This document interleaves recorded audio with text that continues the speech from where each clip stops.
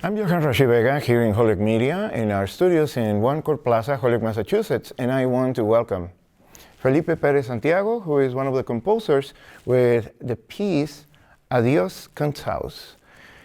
Tell us a little bit about the name, the inspiration behind this piece, and also to see how this represents your contribution to this cycle, Si se puede, yes we can. Yes. Well, first of all, thank you for the invitation. I'm very happy to be here. And such a peculiar name like Adiós Kunsthaus. Kunsthaus is a German word that translates as art house, house of art.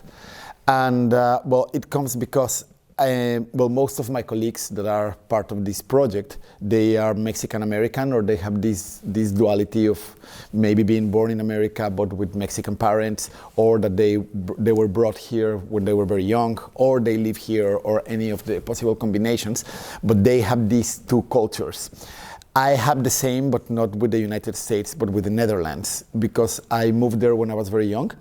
I was born in Mexico City with Mexican parents, and I was raised in Mexico. Yet I moved to the Netherlands when I was very young, and I stayed there for a very long time. I stayed there for 15 years. So I understand very well this duality, and I understand very well this being trapped between two cultures, which is absolutely wonderful, but then also sometimes you have a little bit of an identity crisis, which I experienced also, especially being very young and moving so far away from my original country, which is Mexico. And during that time, I also spent a lot of time going to Germany, especially going to Berlin, which is my favorite city in whole Europe. And the first time I visited Berlin was in 1999. It was only 10 years after the wall came down. And it was a really fascinating place, Berlin, because you could still really feel the difference between the west side of the city and the east side of the city. And even though there was a free transit between the two parts, the east side was full of artists that came to mostly squat the empty buildings. And there was like this boiling and growing cultural scene, mostly of very alternative art. And artists, musicians, composers, and dancers, painters, filmmakers, etc., from all over the world were going to Berlin to experience that new Berlin that was coming out from the fall of the wall. And every time I was going to Berlin, I was going there very often, I was always staying in the east side, and I was meeting all these artists. And there was this particular place that I liked a lot, which was called the Kunsthaus Tacheles, so the art house Tacheles. This was over the street of Oranienburgerstraße in the neighborhood of Mitte, in the east side of the city. And it was like an abandoned building, a squat building, very big. And it was full of graffiti everywhere, and a lot of artists from all over the world took over this building and made it into a place for artistic residencies. So I was spending a lot of time there. I knew the owners, and every night there were conferences and workshops and concerts and dance performances and film projections and people talking about their art. It was absolutely amazing. It had a great bar, a beer garden, like it's known in Germany. And just artists from all over the world, we could gather there and exchange our art with each other. It was really an amazing place. Then for personal reasons, I left Berlin, and I didn't come back to that city in 17 years. And I went back last year in 2022. I rented a flat in my old neighborhood in Prenzlauer Berg. I was very excited to go to my old neighborhood. And when I arrived to the city and I left the metro, the subway, I was very shocked because I barely recognized the neighborhood, because now it became extremely hip, extremely fashionable, full of like super nice cafes, and especially mostly like brand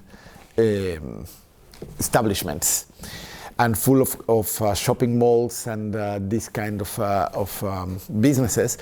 So it was very shocking to me that how gentrified it became, and how much it became just like any other neighborhood of any other rich city in Europe or in the United States. So that was my first shock, but my second shock was the day after. I was very excited and I went to visit the Kunsthaus Tacheles, my favorite place. And when I arrived there, I was very sad to discover that now it's just a huge shopping mall. So yeah, that confirmed my theory that just all these old neighborhoods, now they are becoming gentrified and they are just becoming a copy of a copy of a copy. So this piece is a small tribute to this place, which was this place of encounter for artists from all over the world. And so it's just like a mourning piece. But on the other hand, is a small reflection, not really a criticism, but small reflection of how gentrification has turned all these old neighborhoods and all these old cities into just any other city alike, and unfortunately they have lost their identity. And I lived also through it because in Mexico City I live in one very old neighborhood, which is the Colonia Nápoles, and I moved there 13 years ago, just when I came back from the Netherlands, and I rented a flat there, and I have lived there since. And when I moved there, it was this old neighborhood where everybody knew each other, where after a couple of months already everybody knew me, and I could go to the coffee shop, or I could go for a coffee in the corner, or I could go to buy fruit, or I could go to the optician, and everybody knew each other. It was to live like in a little town inside the city. And now 13 years later, it just looks like any other neighborhood from Brooklyn or Manhattan or San Francisco. And I myself personally find it very sad because however beautiful looks the neighborhood, I think it also lost its personality, its identity. So this piece is a small reflection on that topic. Which is a really strong connection with many people, especially thinking about immigrants in the United States who come here living in their own places, could be Mexico City, but any other city in any country in the world.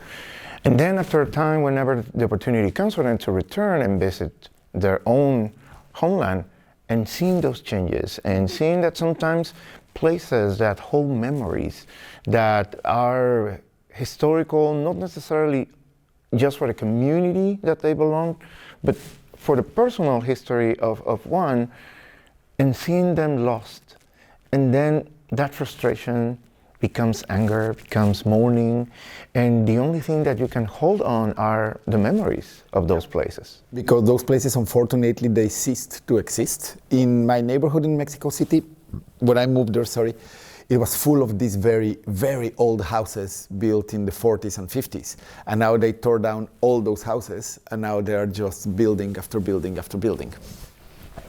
So how all of these emotions and this history, even though it's from Europe and then going back to Mexico, reflects into what it is, the Mexican-American experience, which is clearly explained on how gentrification is a phenomenon that is happening everywhere. And how this becomes also the structure for the music on Adios Kunsthaus. Well, first, talking with my colleagues here, which I'm starting to meet them because I just arrived yesterday night. But I see that this duality of having two nationalities. Because I didn't only live in the Netherlands, but I have a Dutch nationality. I have a Dutch passport. So I see that the stories, even though the context is completely different, the stories are very similar. Of having this duality of feeling that you belong to two places, but you don't belong to any. So that's something that is very interesting and very attractive for me to be here and to get to know my colleagues. About the musicians, well, they are incredible. They are absolutely awesome. Their level of interpretation is extremely high. They are virtuosos of their instruments. And they were very receptive when I told them about this piece. I don't know their personal stories, but they were very receptive about this idea of gentrification, how I wanted to express it. The first part of the piece is extremely rhythmical, very, very rhythmical, and very, very aggressive. It's mostly pulse all the time, almost no melodies, no harmonies. It's only pulse all the time, like for 4 or 5 minutes, constantly, and they're playing as loud as possible. And my music tends to be that. Most of my music tends to be like that, because I also come from a rock context in my life. Even though I have the whole classical education, I grew up listening to progressive rock, and I still do. and is one of my favorite music styles. So I have for many years tried to translate it into acoustical and chamber music. And I realized that when the players understand that they can also play as aggressive and as loud and as mechanical as a rock band, they can really do it. And it's certainly not the exception with the Victory Players. When I told them that this piece had to be regarded more as a progressive rock song than as a classical chamber piece, I just saw a big smile on their faces, and I said, just play it like a rock band. And they really understood it, and the piece changed radically when I told them that, and they started playing it like if they were a progressive rock band. And I think they achieved exactly the sound that I was looking for.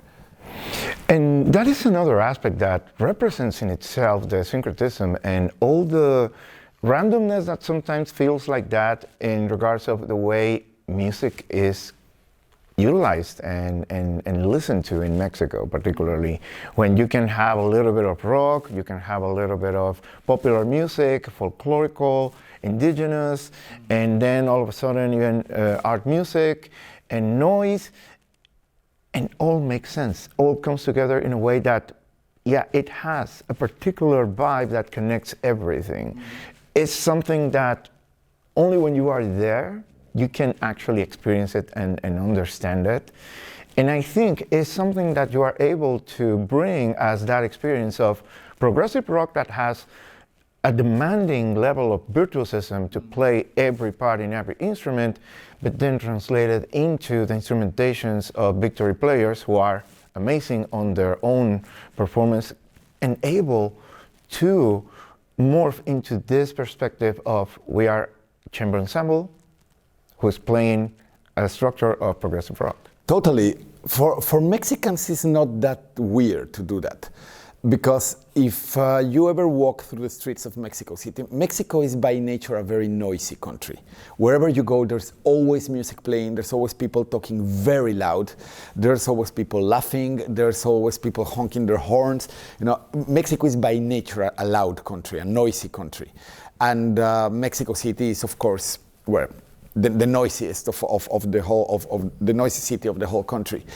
And it's not only about the noise. If you just take a walk through Mexico City, through any neighborhood, you will hear somebody playing salsa from their car stereo, but then a mariachi playing on the street, but then a guy selling whatever and shouting very loud. And if you go to a market, people are just shouting and people are just laughing. And you can hear mariachi at the same time that, and if you cross through a church, you will hear church music or a church choir, and outside somebody will be doing fireworks. So that is the soundscape of Mexico City, and that's every day at every hour. It's just a very noisy city. To me personally, it doesn't bother me. It actually fascinates me. The idea that everywhere I go, there is all this mix of music sounding constantly. And so I have tried these kind of experiments with Mexican orchestras and chamber musicians, and I have succeeded because they're very open to this kind of experiments. And now that I brought it here, it was fantastic because they understood it immediately, and they are playing the piece exactly the way I required it.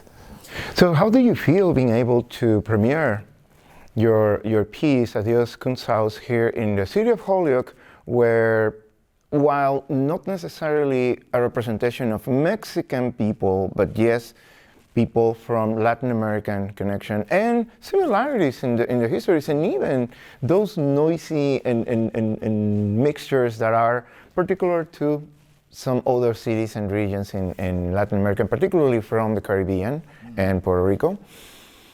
Being able to premiere your piece here in Holyoke with the Victory Players, being involved in the process of making sure the piece is exactly the way you conceived it. Well, to have a premiere is always very exciting, always. And when you have it played by players of that level, it's of course not only exciting, but it's very rewarding because you really get the sound that you wanted. But then not only they have a great level of performance, but they are very open, and they are very open-minded. And immediately they were very open to hear what I had to say and to to play the way I wanted it. I also had a chance to attend the rehearsals of some of my colleagues, and I saw the same in every case. Every time a composer were asking them, hey, could you do it this way, or this is what I want, or this is the sound that I'm looking for, they were always like, yeah, sure, let's just do it. And so I think for all of us, the composers, all my colleagues, all the guests and all the players, is going to be a great experience because we are just learning so much from each other. And at least myself, I'm just taking this like a great gift back to Mexico City of all the learning that I have been experiencing here. Well, this is our conversation with Felipe Pérez Santiago, composer of the cycle of composers for Si Se Puede, Yes We Can here in Holyoke with the Victory Players. Looking forward to enjoy listening to Adios Kunsthaus, and thank you so much for being here and for creating this music, bringing as well the representation of the Mexican experience. Yeah, thank you very much. Looking forward.